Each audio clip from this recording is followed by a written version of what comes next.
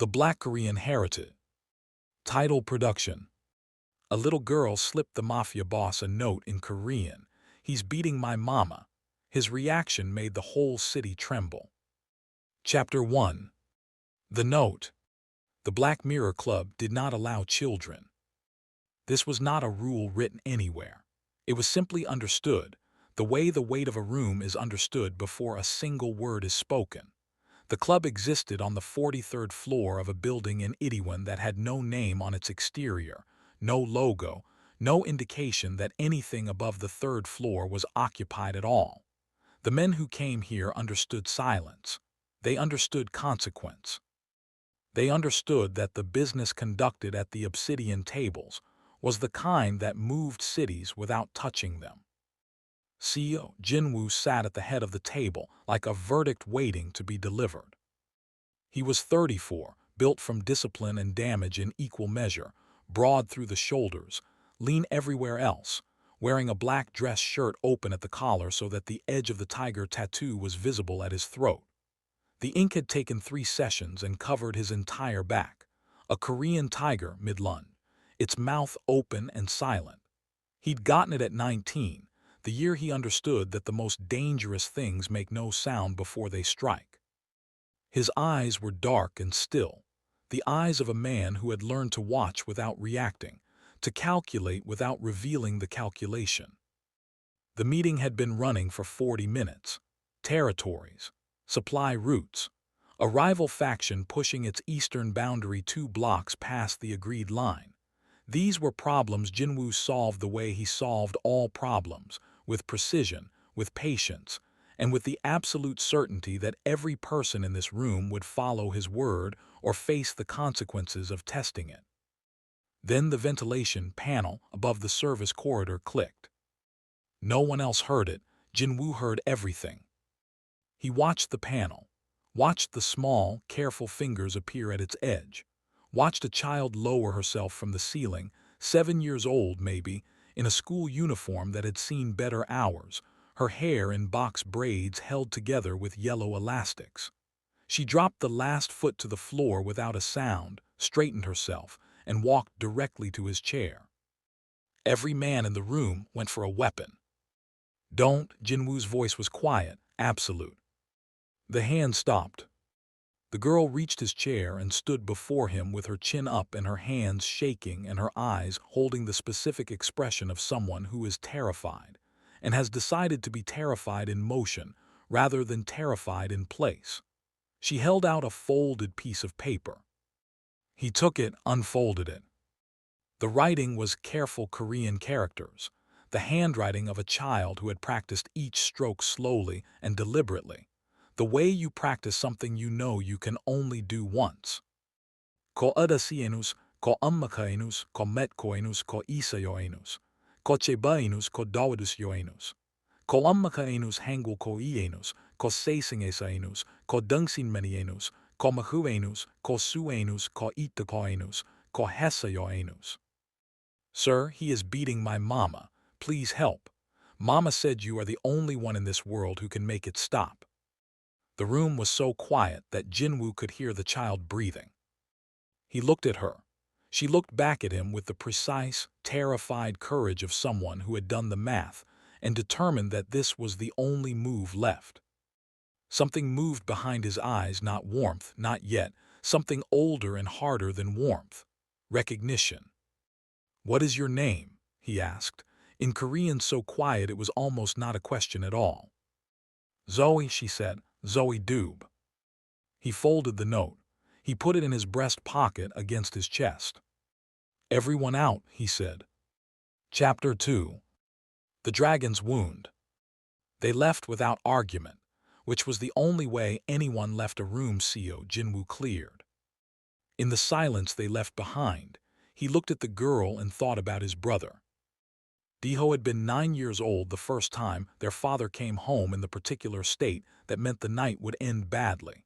Jin-woo had been 16, old enough to understand what was happening and young enough to be powerless against it.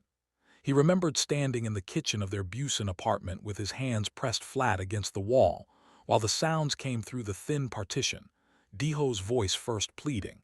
then silent, the silence worse than anything that had preceded it. He had not been fast enough. He had not been ruthless enough. He had been a 16-year-old boy watching his brother absorb what should have been shared, and the thing that happened inside him that night, the thing that calcified into the man standing in the Black Mirror Club 18 years later, was the absolute, cellular-level vow that he would never again be in a room where a child needed protection, and he failed to provide it. Deho had lived, barely, and with damage that lasted. He was in Busan now, in an apartment Jin-woo paid for, working as a translator, building a quiet life at 30 that he had almost not reached the age of 10 to begin. Jin-woo called him every Sunday. They did not talk about what had happened. They talked about Deho's work, about the books he was reading, about the dog he had adopted, a ridiculous small thing named after an astronaut. These conversations were the only ones in Jin-woo's week that cost him nothing. Everything else cost something. He looked at the girl, Zoe, who had stopped shaking, marginally, now that the room was empty and the danger felt reduced to a single point she could measure. She was watching him with those calculating eyes, the eyes of a child raised to survive by someone who understood that survival required intelligence first and everything else second. "How did you get into this building?" he asked. "The service shaft from the parking level," she said. "There's a maintenance ladder inside. Mama taught me about air systems. She says ventilation is always undersecured because people assume it's too small to matter." "Your mama taught you this?" "She teaches me a lot of things." Zoe's chin went up a fraction. "She said if anything happened, I should find you specifically, that you were the only person in Itaewon that the police were actually afraid of." Jin-woo was quiet for a moment. He thought about what it meant, what it cost, for a mother to put that sentence in her daughter's mouth and send her into the dark. "Tell me everything," he said. Chapter 3. The Girl Who Navigated. Her name was Amahle, and she was 31 years old, born in Durban, South Africa, and resident in Seoul for 4 years. She held 2 degrees, one in supply chain logistics, one in systems analysis, and had built a reputation in the city's shipping sector as someone who could trace a discrepancy through 6 layers of falsified documentation and emerge on the other side with ironclad evidence and a precise explanation of how it had been done. This was, Jin-woo understood as Zoe spoke, the source of the problem. 3 months ago, Amahle's firm had been contracted to audit the shipping manifests of a logistics company operating out of Incheon. The company was legitimate on its surface. Beneath its surface, it was a transit operation for a man named Park Hyun-seok, a mid-tier faction leader who used legitimate cargo routes to move product between Seoul and Osaka. Amahle had not been looking for this. She had simply been doing her job with the particular rigor that made her exceptional at it, and the discrepancies she documented were so precise, so methodically evidenced, that when she submitted her report, she had effectively handed a roadmap of Park's operation to anyone with the authority to act on it. The relevant authorities, as it turned out, were on Park's payroll. The report had gone nowhere officially, but Park had seen it, and Park, rather than running, had decided that the more efficient solution was to contain the person who had generated it.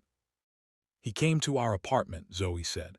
Her voice was steady in the specific way of someone reciting something they have rehearsed, because rehearsal is the only way to say it at all. "He and 2 other men. Mama told me to go to my room and not come out. I heard," she stopped, looked at her hands. "I heard her tell him she hadn't filed the report anywhere else, that it was only 1 copy. I heard her say she would delete it." A pause. She was lying. She sent it to 4 places before he arrived. But she needed him to believe her. "She was buying time," Jin-woo said. "Yes," Zoe looked up. "She told me if she wasn't back in 2 hours, I should use the emergency bag under my bed and find you. She made me practice your name. She had your building memorized. She said, 'Another stop, this one longer.' She said you were dangerous, but that dangerous and evil were different things, and that you were the kind of dangerous that protected rather than destroyed." Zoe met his eyes. She said the note should be in Korean because anyone who ran this building would speak Korean, and it would show I wasn't just a scared kid making things up. Jin-woo looked at the folded note in his hand, at the careful strokes of a 7-year-old who had practiced Korean characters for an emergency. He thought, what kind of woman prepares her daughter this precisely for the worst? He thought the kind I would trust. Where did they take her? He asked. Zoe reached into her jacket pocket and produced a folded paper, not her note, a second document, hand-drawn with the methodical accuracy of someone who understood spatial relationships and had been taught to observe them. A facility map, guard positions, entry points marked in red, a small X labeled Mama. She drew this last week, Zoe said. She knew it was coming. Chapter 4. The Betrayal Signal. Jin-woo's lieutenant, Kang Teo, was a lean man of 38 who had been with him for 6 years and had never once given him reason to question it. That was, Jin-woo reflected as he studied the map in the back of his armored car with Zoe asleep against his jacket on the seat beside him, the precise problem. Trust given without ever being tested was not trust. It was assumption wearing trust's clothing. He had noticed 3 things in the 40 minutes since the club cleared. 1. Kang had been the first out the door. 2. Kang's phone, which Jin-woo tracked as a standard precaution on all his senior people, had connected to a cell tower in Incheon, the direction of the facility on Zoe's map, 17 minutes ago. 3. When Jin-woo had told Kang to take the perimeter team to the South Docks, Kang had suggested the north route, which added 11 minutes of travel time and brought them past the facility's secondary entrance. Individually, these were nothing. Together they formed a shape Jin-woo recognized. He did not confront Kang. Confrontation was a tool for situations where you wanted the other person to know they had been identified. This was not that situation. He opened a second channel to Ryu Minyi, his oldest operative, a former military intelligence officer who had come to work for Jin-woo 7 years ago for reasons that neither of them had ever felt the need to articulate. Ryu operated outside the organizational chart, which meant that Kang did not know he existed in any functional capacity. I need you on the Incheon facility, Jin-woo said. Independently, don't share frequency with the main team. Already running the address, Ryu said. Thermal imaging puts 12 bodies inside, 2 on the roof, 3 on the east perimeter. And Jin-woo, someone pinged the facility's internal comm system from inside our own network 17 minutes ago. Someone told them you were coming. I know. Kang. Don't confirm it on open channel. A pause, understood. I'll be at the South Service Road in 22 minutes. Another pause. The woman is alive. Thermal shows one body in the central room, seated, bounded. Vital movement consistent with consciousness. Something in Jin-woo's chest. Something he had spent 18 years compressing into a shape so small it almost wasn't there, exhaled. He looked at Zoe. She had fallen asleep mid-sentence, the exhaustion of extraordinary courage finally collecting its debt. She was clutching the edge of his jacket with both hands, the way children hold things they are afraid of losing. He had promised her nothing explicitly. He had not needed to. The act of keeping her beside him, of studying her mother's map, of redirecting his entire night toward a woman he had never met, these were the promise. Actions were the only currency he had ever trusted. We're going to get her, he said, to the sleeping girl, to the ghost of Diho, to no one and everyone. The car moved through the night toward Incheon. Chapter 5. The Cold Room. Amahle had stopped counting time and started counting variables. This was a professional habit, the way a doctor takes a pulse, automatic grounding, a way of confirming that the mind is still functioning when the body is being instructed otherwise. She was in the central room of a converted cold storage facility in Incheon, her wrists zip-tied behind her to a chair that had been bolted to the floor. Her left cheekbone was swollen. Her lip had been split and resealed by her own blood. 3 of her ribs reported a pain on inhale that suggested bruising rather than fracture, which she cataloged as manageable. She had mapped the facility in the first hour. 12 people approximately. 2 access points she could see, one she could infer from the cold air coming through the east wall. The guard on her immediate left changed shift every 40 minutes. The man Park sent to question her, a careful, quiet individual whose restraint was more frightening than Park's temper, came every 90 minutes. She was on the 3rd questioning cycle. She was still giving them nothing. "The report," Park said. He was standing near the doorway. Which was his tell. He liked exits visible, which told her he was more afraid than he appeared. "You said it was deleted. My man checked your servers. Deleted correctly. So why are the Incheon Port Authority's external auditors requesting access to your firm's records?"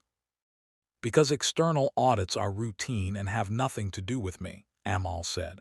Her voice was level. She had decided in the first 30 minutes that the most dangerous thing she could do was appear useful, and the second most dangerous was appearing broken. The correct register was inconvenient, too costly to dispose of, too contained to fear. "If you'd studied my firm's operational structure before you did this, you'd know that audit requests are triggered automatically by any change in a client's regulatory status. Park Hyun-seok, you created your own problem." He crossed the room and hit her. She let her head go with the blow rather than brace against it, her grandmother's voice, from a different kind of danger in a different country. Never give force something rigid to break. She came back upright with her ears ringing and her expression unchanged. "My daughter," she said, and her voice did not shake, "is either safe or she isn't. If she isn't, you have nothing I'll ever give you. If she is," she looked at him directly, "then someone is coming and you have less time than you think." Park's phone buzzed. He looked at it. Something changed in his face. She watched the change and thought, "Zoe found him." She thought, "Good girl. My extraordinary, terrifying, perfect girl." From somewhere outside the facility, distant, then rapidly less distant, came the sound of a vehicle stopping, doors opening, and then the particular quality of silence that precedes organized movement. Amahle recognized it because she had studied logistics her entire career, and the movement of people through space followed the same principles whether the cargo was shipping containers or men in tactical gear. Someone was here. "I'd sit down," she told Park, who was now near the door again. "What happens next is going to be very fast, and people who are standing in doorways tend to regret it." Chapter 6. The Reckoning. The facility went in 38 seconds. Jin-woo's team took the perimeter while Ryu's unit, operating on a separate channel, invisible to Kang, sealed the east wall and the roof.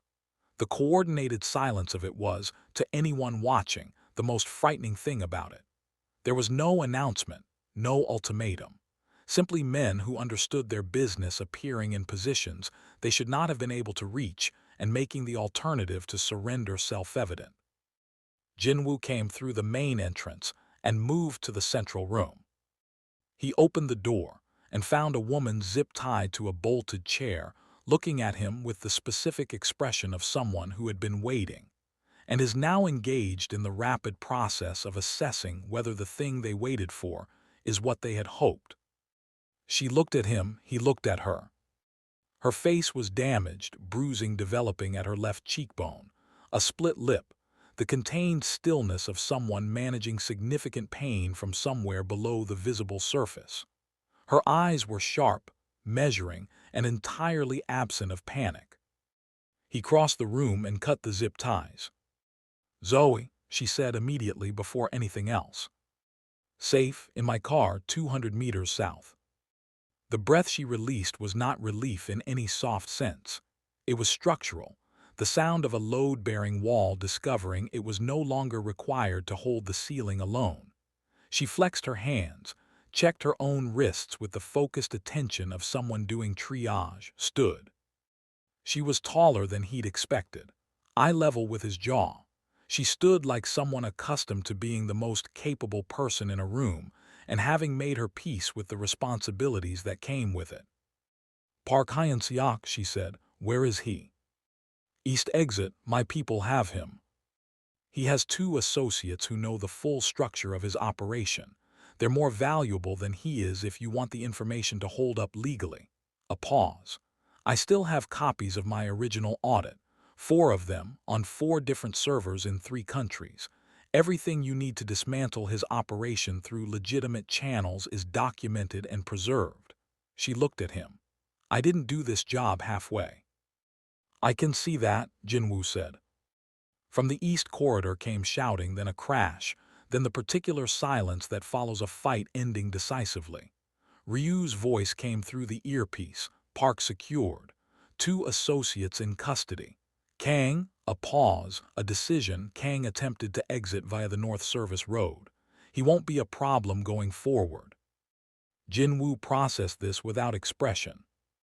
Amahle was watching him in the way she had been watching everything, with the absolute attention of someone who had spent her career learning to read systems under stress. "You're second in command," she said quietly. "Park's contact inside your organization." "Yes. I'm sorry. That's the hardest kind of loss." She said it without performance, the directness of someone who understood the specific weight of discovering that trust has been used against you. He looked at her. She looked back. 2 people who had spent the same number of years being the most alert person in any room they entered, each recognizing the quality in the other with the unsettled clarity of an unexpected reflection. "We need to leave," he said. "There is still the matter of the police." "Director Lim," she said immediately. "Park's payroll, I have that documented too." Something moved in his expression, not quite a smile, but the structural component of one, the recognition of a mind operating at a register he had never before encountered from someone standing in a room they had just been rescued from. "Then we leave," he said, "and we go somewhere we can think." Chapter 7. The Pier. They should have had until morning. They had 40 minutes before Kang's backup plan, the one Kang had arranged before Jin-woo's team had reached him, delivered its delayed result. A text from an unknown number, arriving simultaneously to Jin-woo's phone, and the burner Ryu had given Amahle in the car. "We have the girl. Pier 9, Mapo Bridge waterfront, 1 hour. Come without your team or she loses a hand. Park sends his regards from custody." The silence in the car was absolute. Amahle's face went through something Jin-woo watched happen and felt in his own body, not the panic, but the absolute crystallization of focus that follows panic when the person experiencing it decides that feeling it is a luxury they do not have time for. She was recalculating. She was already solving. "His backup was in place before we hit the facility," she said, her voice 1 degree lower than usual. "Kang arranged it. Whoever has Zoe is not affiliated with Park directly. It's a freelance contract, triggered by Kang's arrest." She turned to him. "Freelance contracts have terms. They want a trade, not a consequence. That means Zoe is alive and will remain alive until the exchange window closes." "Yes," Jin-woo said. He was thinking of Deho. He was thinking of a Busan apartment and thin walls and his own hands flat and useless against plaster while something irreversible happened 4 feet away. He was thinking of every version of tonight that ended differently than this one would. "Jin-woo." Amahle said his name like it was a tool she had selected for a specific purpose. He looked at her. "Tell me what you're carrying right now. The old weight. Tell me so we can plan around it." No one had asked him that before, not in those words, not with that directness. "My brother," he said, "I was 16. I was not fast enough." He said it the way he had never said it, plainly, without architecture around it. "I will not," he stopped. "You won't be too late," she said, "because I'm going to give you a window and you know what to do with a window." She held out her hand. "Give me Ryu's tablet. The pier uses the Mapo waterfront public address and lighting grid. I helped the city authority migrate that system last year. I have admin credentials." He gave her the tablet. At Pier 9, a man named Gwon Kang's contact, a freelance operative with an unambitious face and a very ambitious price tag, stood at the water's edge with Zoe's arm in his grip. Zoe was not crying. She was doing the thing her mother had taught her. She was watching, mapping, waiting for the variable that would shift. The lights along the pier went out. All of them simultaneously. In the sudden and total darkness, the ambient sound of the river expanded to fill the space where sight had been. Gwon's grip instinctively tightened. Zoe felt it tighten and did what she had been told, in a voice that had come through the darkness from her mother's direction. She dropped her entire body weight, straight down, boneless, the way water drops, the way a small person becomes impossible to hold when they stop cooperating with gravity. Gwon grabbed for her, found air. Jin-woo, moving in the dark with a precision that had nothing to do with sight and everything to do with the 12 meters he had measured when they arrived, reached Gwon's position in 4 steps and ensured the problem resolved itself completely. The lights came back. Zoe was standing 2 meters to the left of where she had been, breathing hard, entirely intact. Amahle reached her in the next second, and the reunion happened without language, the specific grammar of a parent and child who have just been on opposite sides of the same nightmare and arrived back at each other.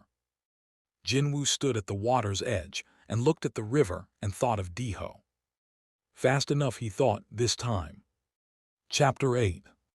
The note in the frame. 6 months. Seoul kept moving, which was what Seoul did. The city's metabolism was too high for dwelling, too dense for anything to remain the same shape for long.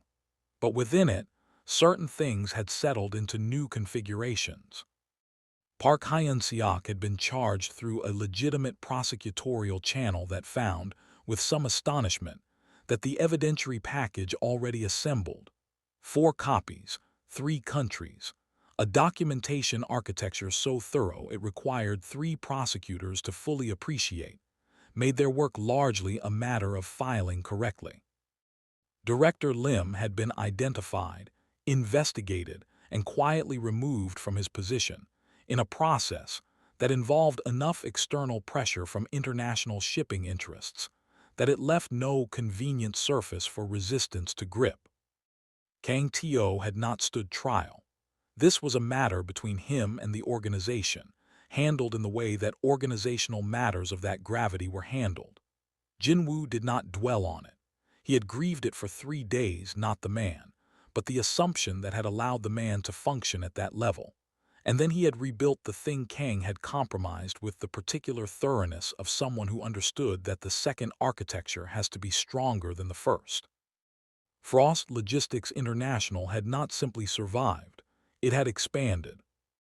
Amahle's audit, released through the correct channels with the correct timing, had produced a market correction in the Incheon shipping sector that eliminated 3 of her direct competitors and left her firm as the most credible and most rigorous independent logistics operation in the region. She had hired 12 people. She had moved to a larger office in Yongsan with windows that overlooked the river.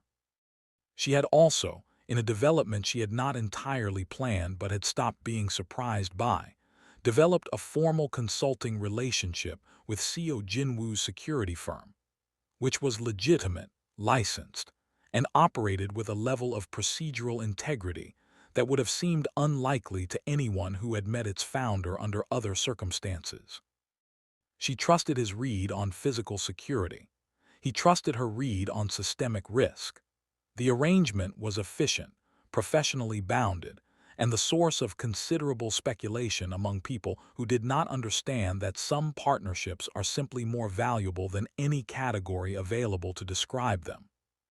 On a Thursday evening in late spring, Amahle's office door opened without a knock, which meant it was one of 2 people, and since Amahle herself was already in the room, it was the other one.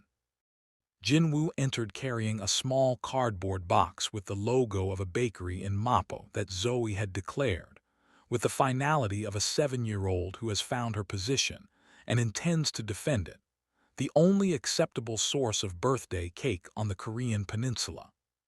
She texted me 4 times, he said. She texted me 6. Amahle looked up from her screen. What flavor did you get? The one she specified. He set the box on her desk, in writing with a diagram. Amahle looked in the box. Black sesame and honey.